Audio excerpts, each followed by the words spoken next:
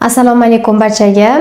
Men Gulnoza Nagmatovna, preventiv integrativ vrach shifokor endokrinologman. 7 yillik ish faoliyatim davomida, demak, asosan biz shug'ullanadigan holatlar, demak, qandli diabet bemorlar, birinchi tip, ikkinchi tip qandli diabet holatlari, ortiqcha tana vazni, bolalarda bo'y o'sishning ortda qolishi yoki tana vazni yetishmovchilik holatlari, qalqonsimon bez kasalliklari, tugunli buqo bo'lishi mumkin, gipotireoz, tirotoksikoz holatlari bo'yicha, demak, bemorlarga yordam berib kelmoqdaman. Va yana aytishlaringiz mumkin, bugun vrach nima haqida ekanlar deyishlaringiz mumkin. Bugungi temamiz juda ham ko'pchilik patsiyentlar tomonidan qiziqish bildiriladigan insulin rezistentlik haqida bo'ladi. Chunki men Instagram, Telegramda juda ham ko'p shu bo'yicha savollar keladi. Doktor, insulin rezistentlik nima degani, davolasa bo'ladimi uy sharoitida, qanaqa holatlar kuzatiladi, qanday aniqlasak bo'ladi deb juda ham ko'p savollar kelib tushadi. Bugun sizlarga shu haqida, demak, to'liq ma'lumot bermoqchiman. Bu videoni oxirigacha ko'rsanglar, demak, o'z umuman insulin rezistentlik holati nima, hamma holatlarini tushuntirib beraman va umuman o'z uy sharoitida qanaqa qilib insulin rezistentlik bilan kurashish mumkinligi haqida, demak, qo'llanma ham qoldiraman. Keling, insulin rezistentlik holatini, demak, statistikasi bilan tanishib chiqamiz. Hozir hayron qolasizlar ma'lumotlarni aytadigan bo'lsam, bundan 20 yil oldin mana shu insulin rezistentlik holati, aytaylik, har 6 ta insondan bittasida uchragan bo'lsa, mana hozirgi kunda 2025-2026-yilda bu ko'rsatkich 1,5 barobar oshgan. Ya'ni har 4 ta yosh katta insonlardan bittasida, demak, insulin rezistentlik holati aniqlanmoqda. Bu to'g'ri aytsam juda ham yomon ko'rsatkich hisoblanadi. Ya'ni bu yildan yilga insulin rezistentlik oshayotganligini ko'rsatadi va bu nimasi bilan xavfli? Buni video davomida ham sizlarga tushuntirib beraman. Bu ko'pincha bizda, demak, qandli diabet, gipertoniya, yurak qon tomir kasalliklar xavfini oshirishi bilan insulin rezistentlik holati xavfli hisoblanadi. Xo'p, insulin gormon o'zi nima? Ko'pchilik bemorlarimiz qabulga kelishganda, sizda insulin rezistentlik bor ekan, qonda insulin gormoningiz baland ekan desak, ular to'g'ri qo'rqib ketishadi. Xuddi ularga biz xuddi sahrli diabet, qandli diabet tashxisini qo'ygandek qo'rqib ketishadi. O'zi tushunib olish kerak. Insulin bu gormon hisoblanadi. Glyukoza, demak, qondagi qand miqdorini ko'rsatuvchi holat. Insulin rezistentlik degani bu har doim shu bemorda, demak, qandli diabet borligini ko'rsatmaydi. Qachonki insulin rezistentlik o'z vaqtida bartaraf qilinmasa, qonda gormon darajasi normallashtirilmasa, keyinchalik bu ikkinchi tip qandli diabetga sabab bo'ladi. Insulin oshqozon osti bezi tomonidan ishlab chiqariladigan gormon hisoblanadi. Uni vazifasi, demak, biz qabul qilgan oziq-ovqatdagi glyukozani olish va uni hujayralarga yetkazib berish vazifasini bajaradi. Glyukoza bu tanamizdagi har bitta hujayra vazifa bajarishi uchun kerak bo'ladigan, demak, energiya manbai hisoblanadi va u o'z-o'zidan hujayraga kira olmaydi. Bu vazifani, demak, insulin bajaradi. Insulin glyukozani o'zi bilan olib keladi va hujayrada, demak, retseptor joylashgan. Mana shu retseptor bilan qulf kalit mexanizmi asosida insulin bog'lanadi. Xuddi kalit qulfga tushgan kabi, keyin eshik ochilgan kabi insulin keladi, retseptor bilan qulf kalit mexanizmi asosida bog'lanadi va hujayra ochiladi. Natijada insulin o'zi bilan olib kelgan glyukozani, demak, hujayra ichiga kiritadi. Hujayra kerakli energiya manbai bilan ta'minlanadi va, demak, hayotiy funksiyalar bajarishda davom etib ketaveradi. Xo'p, insulin rezistentlikda qanaqa holat kuzatiladi? Men hozir normal holatni tushuntirib berdim. Insulin rezistentlik holatida esa sal bu jarayonda o'zgarishlar bo'ladi. Ya'ni qanaqa bo'ladi? Biz tashqaridan, demak, ko'p miqdorda uglevodlar iste'mol qilishimiz natijasida glyukoza ko'p bo'ladi va bu glyukozani, demak, insulin gormoni hujayraga olib boradi. Bizda ortiqcha vazn hisobiga, demak, bu yerda retseptorda ortiqcha vazn hisobiga retseptor bilan insulin qulf kalit mexanizmi asosida bog'lana olmaydi. Ya'ni xuddi misol uchun boshqa kalit birovni uyiga tushmagan kabi, eshik ochilmagan kabi, demak, bu yerda retseptordagi o'zgarishlar hisobiga, demak, ortiqcha vazn hisobiga insulin kelib, demak, retseptor bilan bog'lana olmaydi. Natijada hujayra ochilmaydi va glyukoza ichkariga kira olmaydi va bunga javoban yana oshqozon osti bezi ko'p miqdorda insulin ishlab chiqarishni boshlaydi. Natijada insulin rezistentlik yuzaga keladi. Qonda insulin gormoni baland, hujayra ichiga glyukoza yetarli miqdorda kira olmaydi. Bu jarayon uzoq vaqt davom etishi natijasida demak ikkinchi tip qandli diabet yuzaga keladi. Insulin rezistentlik belgilari bo'ladi o'zini. Hozir sizlarga shu belgilarni sanab bersam, sizlar o'zlaringizda ham ko'pchilikda bo'ladi bu narsa, chunki hozir aytayapmiz 2026-yilda har 4 ta yoshi katta insonlardan bittasida insulin rezistentligi mavjud bo'lganligi uchun, demak sizlar hozir eshitib turgan bo'lsanglar, o'zlaringizda ham belgilarni topishlaringiz mumkin bo'ladi. Tashqi belgilari, xo'p, birinchi navbatda tanada qorayishlar paydo bo'ladi. Ko'pchilik patsientlarimiz shu farzandini olib keladi yoki o'zi olib keladi. Men buni to'g'risi doktor kirlanish deb o'ylab, rosa ishqab yuvganman deyishadi-da. Ko'pchilik shunaqa o'ylaydi. Terini bukilmalar sohasida, bo'yin sohasida, tirsak sohalarida, qo'ltiq, chov sohalarida teri buklanadigan soha, buklanmalar hosil bo'ladigan joylarda qorayishlar paydo bo'ladi. Akantozis holatda deyiladi. Bunda teri dag'allashib, qorayishlar paydo bo'ladi. Bolalarda ham, kattalarda ham juda ham ko'p kuzatishimiz mumkin bo'ladi. Insulin rezistentlik bartaraf qilinganda bu qorayishlar o'z-o'zidan ketib, teri rangi ochishlashini boshlaydi. Keyingi belgisi esa bu demak tanadagi xollar, papillomalar. Demak tanada xollar ko'payishni boshlaydi, qizil xollar ko'payishni boshlaydi, papillomalar ko'payish, ayniqsa papillomalar bo'yin sohasida, qo'ltiq sohalarida ko'payishni boshlaydi. Ular ko'pchilik bu narsani kosmetologga borib oldirib yurishadi. Kosmetik jihatdan ularga noqulaylik tug'dirganligi uchun, lekin asosida, etiologiyasida bu muammoning asosida demak insulin rezistentlik holati yotadi. Ya'ni qonda insulin gormonining balandligi natijasida paydo bo'lgan papillomalar hisoblanadi.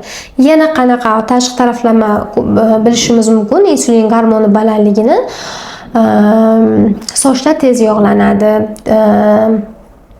Sochlar tez yog'lanish holatlari kuzatiladi, yog' bezlari faoliyati oshadi. Shuning uchun bunaqa bemorlarni ko'rganimizda har doim teri yog'li holatda bo'ladi va teri po'ralari kengaygan holatda bo'ladi. Yuzda, ayniqsa yuzda, bunda ham ko'pchilik kosmetologlarga borib, teri po'ralarini naqa qilib yurishadi, protseduralar qilib yurishadi.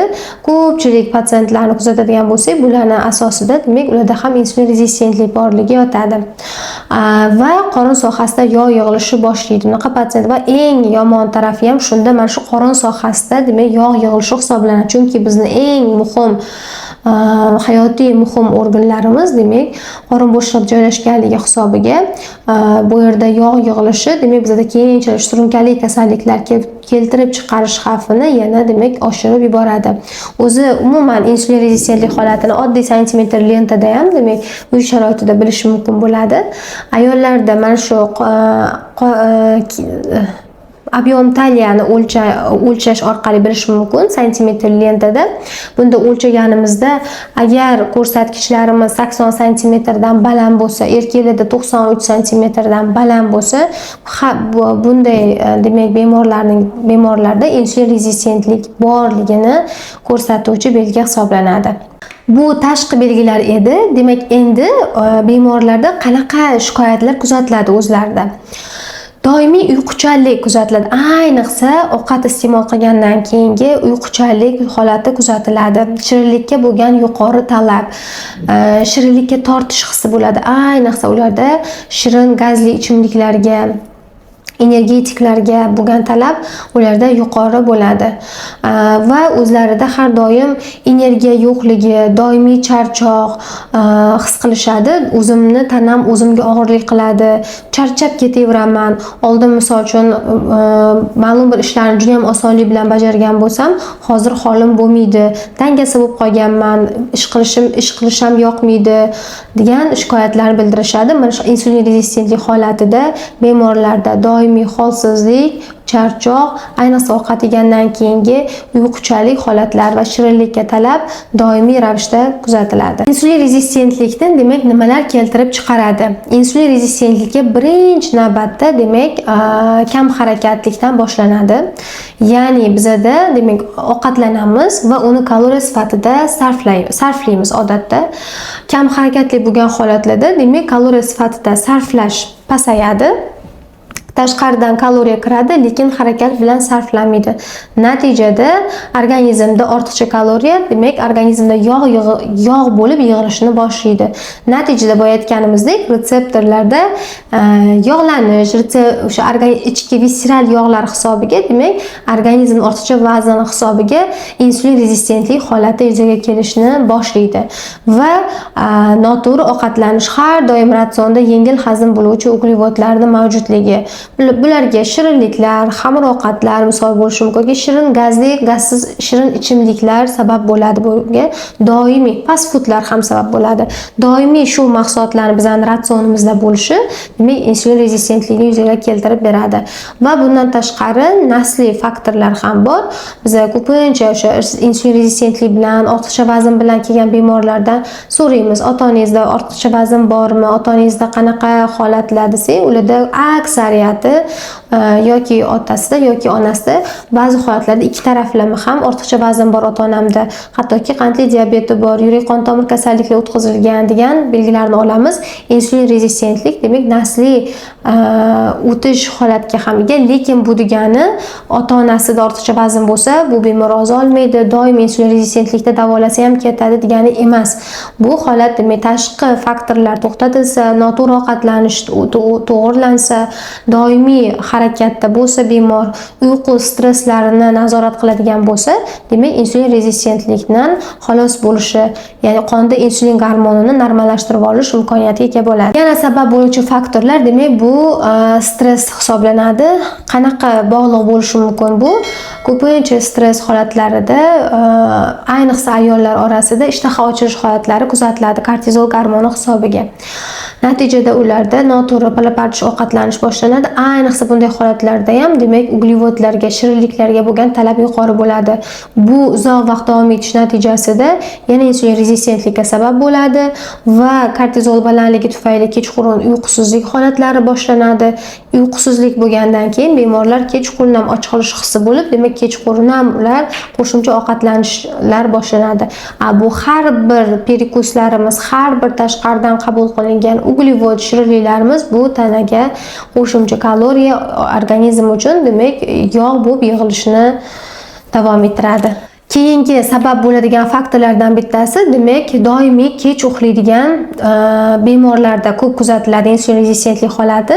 Yuqorida aytgan misolim bilan uzviy bog'liq, ya'ni kechqurun kech uxlash natijasida bizada kortizol gormoni baland bo'ladi. Kortizol balandligi hisobiga demak boya aytganimizdek shirinliklarga talab yuqori bo'ladi. Natijada insulin rezistentlikni yuzaga keltiradi. Xo'p, tekshiruvlarga keladigan bo'lsak, insulin rezistentlikning tashqi belgilarini ko'rib chiqdik. Qanaqa shikoyatlar bo'lishini ko'rib chiqdik. Xo'p, endi yana ham tasdiqlash uchun demak analiz topshirmoqchisiz. Qanaqa tahlillar o'tkaziladi? Och qoringa ertalab demak qonda insulin gormoni tekshiriladi va qo'shimcha demak glyukoza, saxar deymiz, qonda glyukoza miqdori aniqlanadi va shu ko'rsatkichlarga qarab demak bemorda insulin Homayer degan formula bilan chiqaziladigan ko'rsatkich bor. Shu insulin bilan glyukozadan hisoblab chiqaziladi. Endi insulin gormoni normada qanaqa bo'lishi kerak? Normada 5-7 oralig'ida bo'lishi kerak insulin gormoni. Insulin Homayer esa demak 2,5 dan oshishi kerak emas. 2,7 dan balandligi o'sha bu patsientda insulin rezistentlik borligini ko'rsatuvchi belgi hisoblanadi. Agar siz ham qon tahlilingizda topshirdingiz, qonda qand miqdori 6,1 dan baland chiqyapti, insulin gormoni 10 dan baland chiqyapti, demak sizda o'sha insulin rezistentlik boshlangan. Bu sizda hozir qandli diabet borligini ko'rsatmaydi, lekin sizda bu keyinchalik mana shu insulin rezistentlik holati bartaraf qilinmasa, sizda ikkinchi tip qandli diabetga moyillik borligini ko'rsatadi. Bundan tashqari yana qonda insulin gormoni, glyukoza miqdoridan tashqari demak qonda lipid spektr degan tekshiruvimiz bor. Qondagi yog'lar darajasi aniqlanadi, chunki organizmda ortiqcha vazn yig'ilishni boshlagandan keyin, visceral yog'lar ko'payishni boshlagandan keyin o'z-o'zidan demak zararli yog'lar miqdorini oshishiga ham sabab bo'ladi. Buni lipidni spektr orqali bilib olishimiz mumkin bo'ladi. Xolesterin darajasi yuqori bo'lishi mumkin, triglitserid darajasi yuqori yuqori bo'ladi. Yaxshi visokiy plotностьdagi xolesterin darajalari esa pasayishni boshlaydi. Bunaqa holatlarda bu ham qo'shimcha tekshiruvlardan biri hisoblanadi. Insulin rezistentlik holati xo'p qanday davolanadi? Uy sharoitida davolash mumkinmi yoki qo'shimcha dori-darmonlar kerak bo'ladimi? Bu holat albatta individual tarzda belgilanadi. Bemorni holatidan, bemordagi vazn necha kilogrammligidan, insulin rezistentlik darajasi qay holatda ekanligidan, jigar holati qanaqa ekanligidan kelib chiqib individual tarzda bu davolash taktikasi tanlab beriladi. Lekin o'zi umuman olganda insulin rezistentlikni faqatgina ma'lum bitta dorilar bilan tushirish mumkin-u, uy sharoitida umuman imkonsiz degani emas. Shunchaki bemorlar ratsionidan perikuslarni chiqarish, ya'ni orada tamaddi qilishlarni chiqarishi, ratsiondan yengil hazm bo'luvchi uglevodlarni chiqarish orqali, kechqurun uyquni erta uxlash orqali, har kuni piyoda 10 ming, 15 ming qadam yurish orqali ham stresslarni kamaytirish orqali insulin rezistentlikni to'g'rilasa bo'ladi. Lekin ayrim holatlarda, demak, insulin rezistentlik juda ham yuqori bo'ladi. Insulin gormoni 40 chiqadigan yoki qonda tekshirganimizda 50 chiqadigan patsientlarimiz bo'ladi. Unday holatlarda albatta bu sanab o'tilgan, demak, to'g'ri ovqatlanish, doimiy harakat, uyqu, stressni to'g'rilash, nazorat qilishning fonida ham qo'shimcha, demak, vrach tomonidan kerakli o'zini qo'shimcha nima deydi, vitaminlari bo'lishi mumkin yoki qo'shimcha qo'shiladigan dorilar albatta tavsiya beriladi. Bu individual tarzda belgilab beriladi. Sizda insulin rezistentlik bor yoki yo'qligini aniqlash uchun checklist tayyorlaganman. Uni demak Telegram kanalidan olishlaringiz mumkin bo'ladi. Telegram kanaliga o'tish uchun video ostida havola qoldirganman. Havola orqali demak Telegram kanaliga o'tib checklistni qo'lga kiritishingiz mumkin bo'ladi. Agar sizda ham insulin rezistentlik holati bo'lsa, yuqorida aytilgan belgilar, ya'ni tashqi belgilar, qorayishlar, hollar, papillomalar yoki qanaqadir shikoyatlar kuzatiladigan bo'lsa, qanaqadir savollar bo'lsa, bemalol izohlarda yozib qoldiring. Biz keyingi videolarda savollaringizga albatta javob beramiz.